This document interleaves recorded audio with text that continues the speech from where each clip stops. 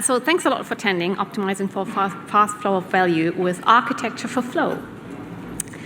So when building systems in general, we are facing the challenge between building the right thing and building the thing right. So building the right thing addresses effectiveness and addresses questions such as how aligned is our solution to our user needs? Are we generating value for our customers? And have we understood the problem, and do we share a common understanding?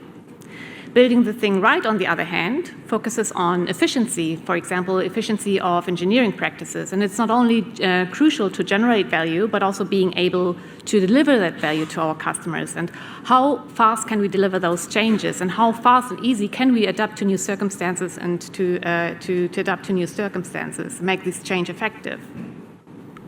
So the one does not go without the other, but as Dr. Russell Eckhoff, one of the pioneers of system thinking, stated, doing the wrong thing right is not nearly as good as doing the right thing wrong, or, as John Cutler says, crap delivered quickly is still crap, unless we learn something from it and act on that learning.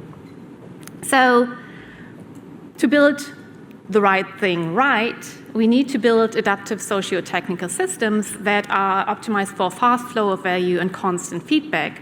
And one approach that I would like to share with you today is combining Wardley Mapping, domain-driven design, and Team Topologies as architecture for flow as a holistic tool set. And the first time today, I talk about how to bring these tools together with an architecture for flow canvas I developed using with my clients. And it's this architecture for flow canvas that reflects assessing your as-is situation, your status quo, and also designing the envisioned to-be situation. And this canvas is not supposed to be a rigid framework. It's just giving you as little structure as necessary and can be complemented with a lot of other tools. And you also can skip parts of it as well. So and it typically starts with the teams at your current situation, so meeting your teams where they are, and ends then with the teams of tomorrow, how we would envision the future teams. And we start with the teams of today and the way of working. So what are the current teams and how they are organized? How do the teams depend on each other and in their flow of work, and how do they interact with each other? How big are the current teams in terms of like the team sizes? And what parts of the system do they own? And coming from the team overview, the next step would be assessing the current flow of changes. So to build the thing right, to address the efficiency, we need to optimize for a fast flow of change, where a piece of work or piece of change flows through our system from idea to delivering the value to our customers without interruptions. And optimizing for a fast flow of change involves assessing our current flow of change. So in identifying what is currently blocking us within our flow and what we want to minimize. And also identifying things that work well in our flow as well. So what are the things that we would like to keep? And analyzing these blockers to flow can be done from various perspectives. So maybe your perspectives are a little bit different, so this is just a little suggestion.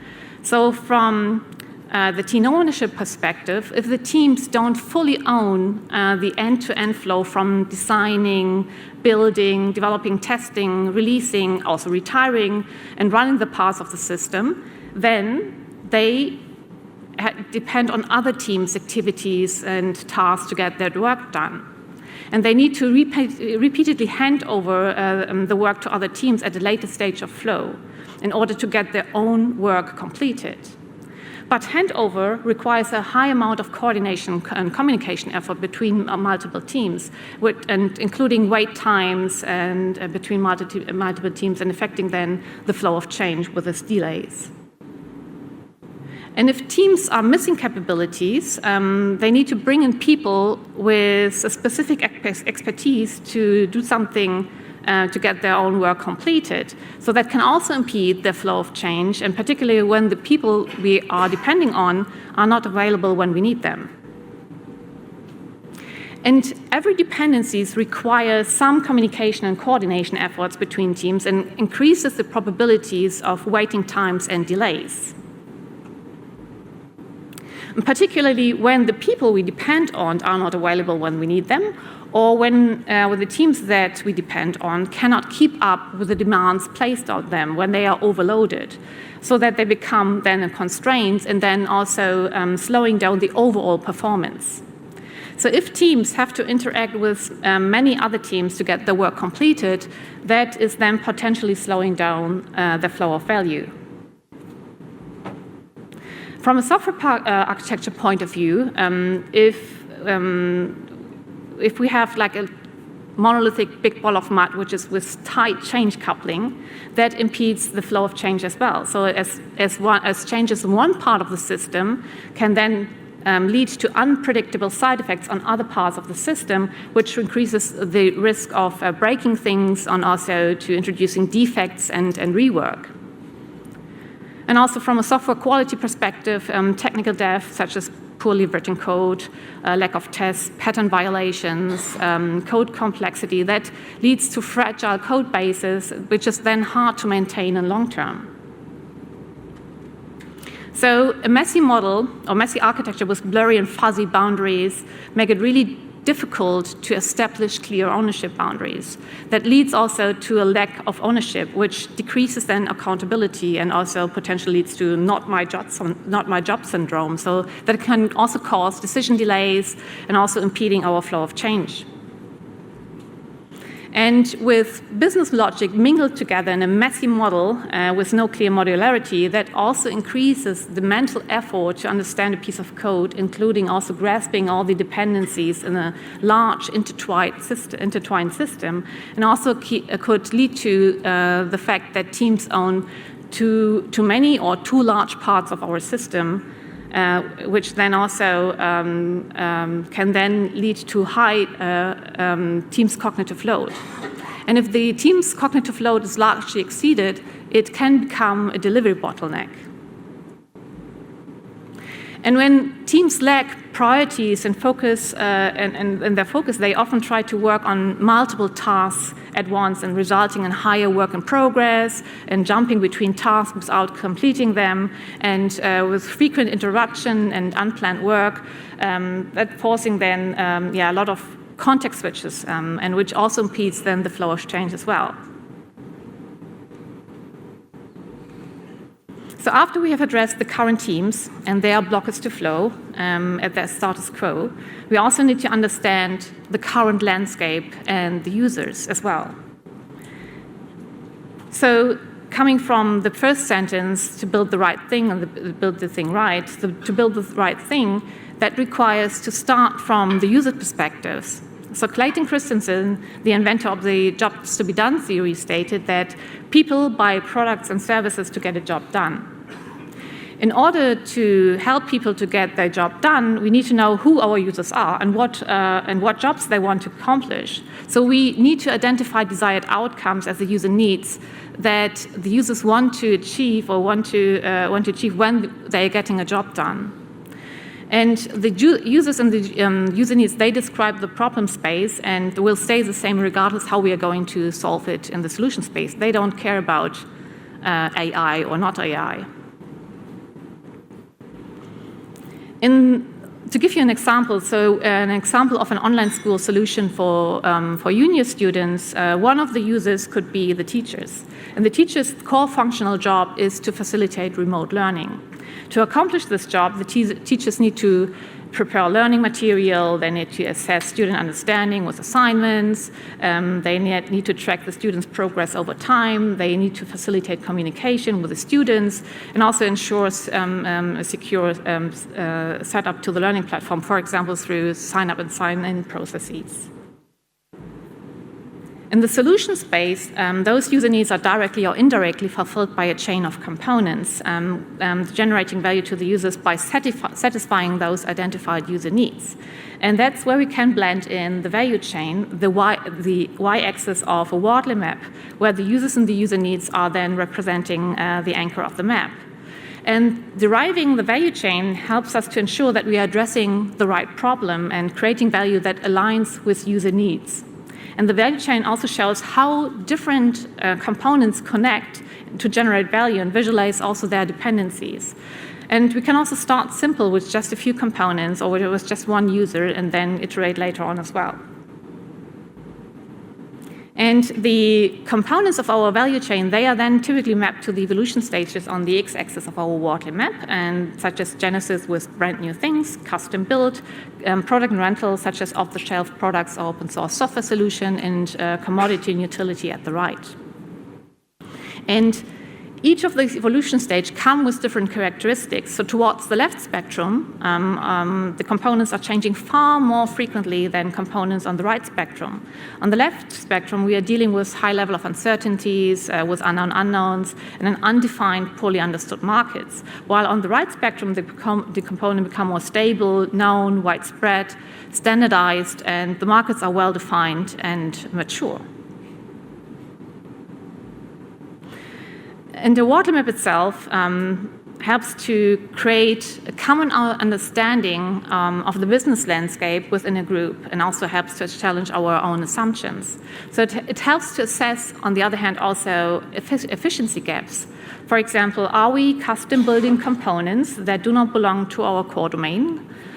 So if we are developing a database and not using open source services or cloud-hosted services, and we are not a database company, then maybe that is worth reconsidering our custom building development databases. Or can we utilize further evolved components? So in order to so that the map itself that helps us to identify areas where to invest and where to innovate, and what also to evolve or outsource in order to generate competitive advantage.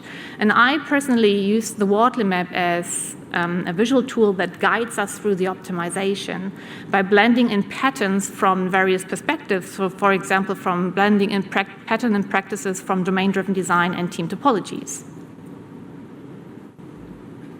So coming from the as-is situation, from the status quo, we are now gradually blending in the to-be, the envisioned future, and by categorizing the problem space.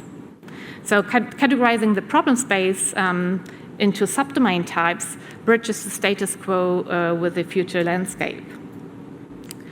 And the user needs of our Wardley map are not only representing the axis of our map, but they also represent the problem domain.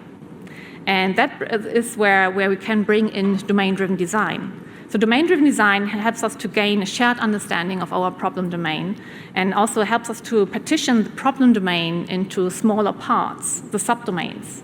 But not all subdomains are equal or equally important to the business. Some are more valuable to the business than others. So we have different types of subdomains. For example, the core domain, that is the essential part of our problem domain, providing competitive advantage.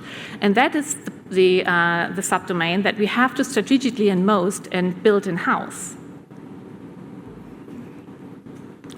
And the supporting subdomain, they help to support the core domain and complement the core domain offerings. So they do not provide competitive advantage, but they are necessary for the organization to succeed. And they are typically prevalent in other competitive solutions as well. And this supporting subdomain is specialized but non-differentiating. So if highly customizable products or open source software solutions are available, we can look out for buying or using those off-the-shelf products. But if the supporting subdomains cannot be productized, because it requires a very high level of differentiation, of specialization, then we have to custom build the supporting subdomain, even though they are not non-differentiating.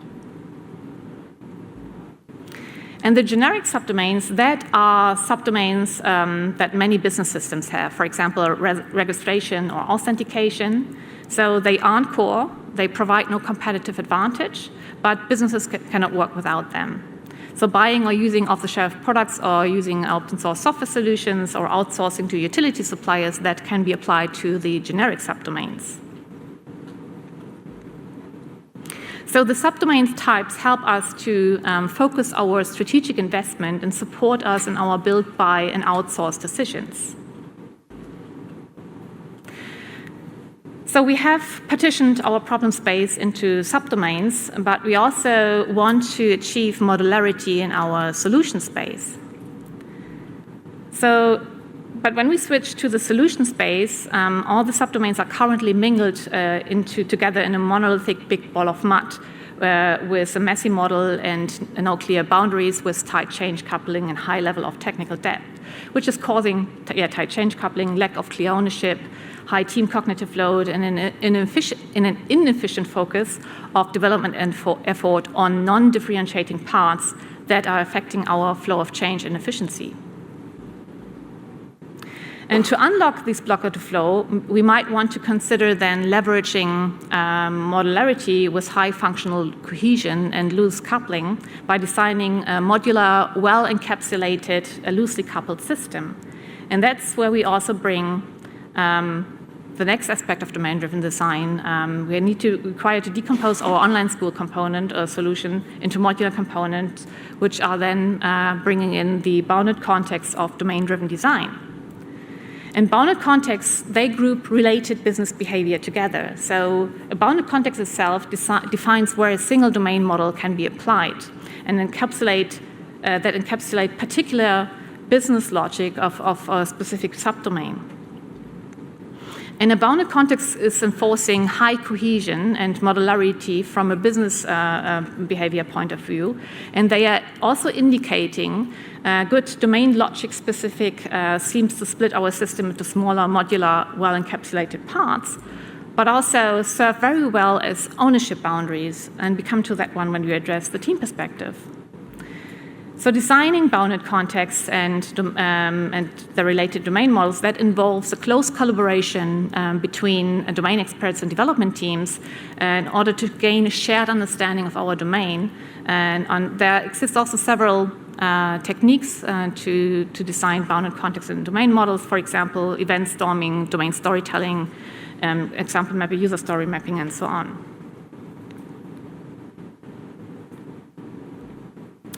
So after we have categorized our problem space into subdomain types and also modularized our solution space with bounded context, now we want to bring back the bounded context to our Wardley map in order to visualize our future business landscape. And with the previously discovered subdomain types, and also bringing now the bounded context to our Wardley map, we can now better target our strategic investment. So, for example, we can focus our major development effort around our core domain-related bounded contexts that provide competitive advantage by building them in-house. And for non-differentiators, for example, for the generic subdomain-related bounded contexts, we need to evaluate whether we can leverage existing solutions in the market. And for the non-differentiators, for the supporting subdomain-related bounded contexts, they are non-differentiating but require a high level of specialization. And we can evaluate whether existing solution exists in the market, or if they can't be productized and require a high level of specialization, then it's worth custom building them.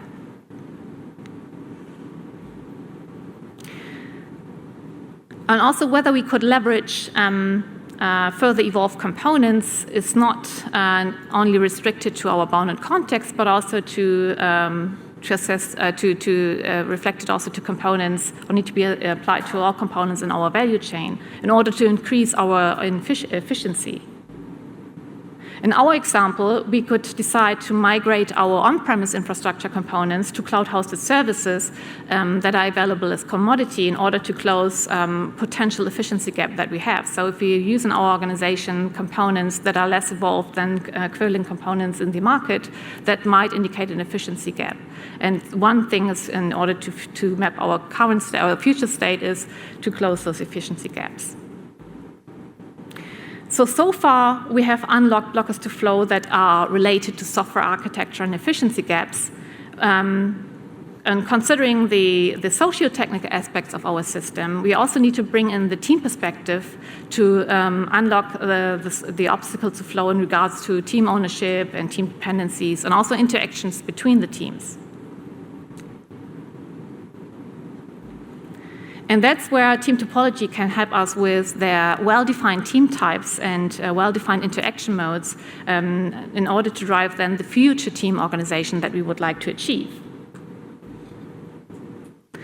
That involves finding suitable team boundaries that are aligned to customer-facing streams of changes. So the streams of changes that are indicating the most important changes that occur in our system. So we have to organize our teams in our system about those streams of changes. And as I mentioned earlier, the bounded contexts serve very well as well-defined ownership boundaries, and that makes the bounded context beside good seams to split our system apart. Also, very good candidates for team boundaries for streamlined teams. And also, bounded context helps us to optimize for team cognitive load. So by creating, on the one side, creating clear ownership boundaries, and also enables us to limit the number and size and type and complexity of software system that a single team has to work with. And optimizing cognitive load helps to unlock our previously identified blockers to flow related to ownership, team ownership, and team dependencies.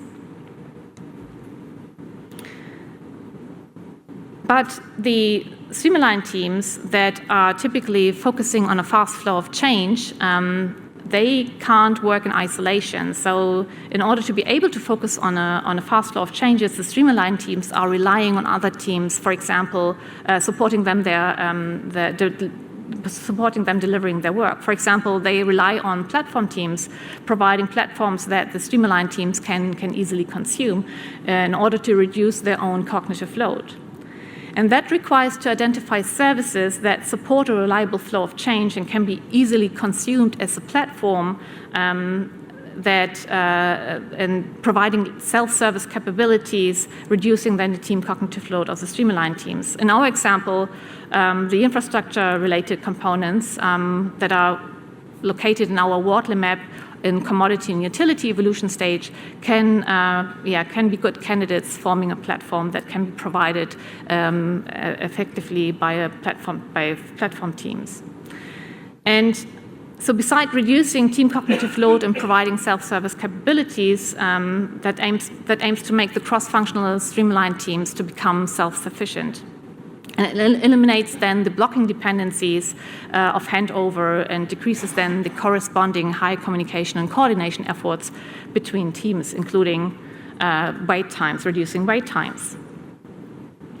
And when we switch to the platform perspective, then we also can derive its own value chain. So when we switch to the platform value chain, that makes then the streamlined team becoming the users of the services that the platform teams can provide. And also the streamlined teams have also their own user needs, for example, provisioning and managing infrastructure, building and testing, releasing and deploying, operating and monitoring the services they are of the services or bounded context they are responsible for. And to fulfill these user needs, of the streamlined teams, the platform teams can provide a variety of services that the streamlined teams can then easily consume. For example, providing an infrastructure platform that enables then the streamlined teams to provision and manage the infrastructure on demand. They can provide a build and release platform that supports the streamlined teams to build, test, deploy, and release the services. And also, platform can also vary in its level of abstraction. So at a higher level, a platform can also abstract. It's not only related to infrastructure component, but at a higher level, a platform can also reflect a design system in order to achieve, for example, a consistent, well-defined visual language at scale. And the platform that owns this design system then can, for example, provide style guides or standardized design principles, widget libraries, and so on. And also another, to operate and monitor the services, or bounded context, the streamline teams require then, for example, dashboards, alert mechanisms, incident management, and so on. And these capabilities can then be provided by a platform team as operating and monitoring platform. So the platform team can provide a variety of easily consumable platforms, then satisfying the user needs of the streamline teams to make them self-sufficient and supporting them delivering their work. Another aspect to consider for optimizing for flow is also to identify and close capability gaps. That's where the enabling team comes in. So the cross-functional streamline teams, they need to cover a wide variety of wide range of capabilities, such as software design and architecture, application security, user experience and accessibility, testing, QA, also software development, of course. And much more. And that's a lot to cover, and that's where the specialists of enabling team can then come in, can be pulled in on demand and upskill the streamline teams to make them self-sufficient in the end. But the enabling team can also, for example, upskill platform teams as well. So by coaching them, for example, how to improve the developer experience of the platform, how to design a scalable, reliable, secure platform, and so on. And plus, the enabling teams can also coach streamline teams and platform teams on skills that are related to product management, effective communication, good documentation, improvement of practices, and more. So they help then by upskilling the others to make the other teams themselves become self-sufficient and unlock then the dependencies on people with a particular expertise. So that we are then able to resolve our blockers to flow by combining Wardley Mapping, domain-driven design, and Team Topologies as architecture for flow. And that also bringing these tools together in this structured approach as the architecture for flow canvas helps us then to build the right thing right. And this is also just addressing the status quo and the envision to be situation, but how to get there, how to get from our status quo to the future scenario. That could be, for example, transitioning with a team-first approach as a reverse Conway maneuver, where then Conway's law states that the organization and design mirrors the own communication structure in the organization. And this reverse Conway maneuver then suggests to restructure the organization to achieve the desired architecture at the end. And we can apply this reverse Conway maneuver through incrementally, dynamically reteaming the existing team into Team Topologies team types, and evolving also, which is very important, evolving the team interaction modes along the transition when we want to achieve the envisioned scenario. So coming to the end, so the combination of Wardley Mapping, domain-driven design, and Team Topologies helps us to generate a sustainable value aligned to user needs, to build the right thing. It helps us to unlock our blockers to flow in order to increase efficiency in terms of building the thing right, and focus also our development investment in our differentiating competitive advantage providing parts of our system. And also helps us to close potential efficiency gaps, and also aligning our teams and evolving their team interactions to the system we build and the strategy we plan. So this combination provides a very powerful tool set to design, build, and evolve adaptive socio-technical systems that are optimized for fast flow of sustainable value, and also fast and constant feedback, and can also thrive in the face of rapid changes in order to build the right thing right at the end. And with that, I have also provided some resources. Also, a book is coming up. And also a link to my slide deck, so please feel free to copy it. And thank you so much for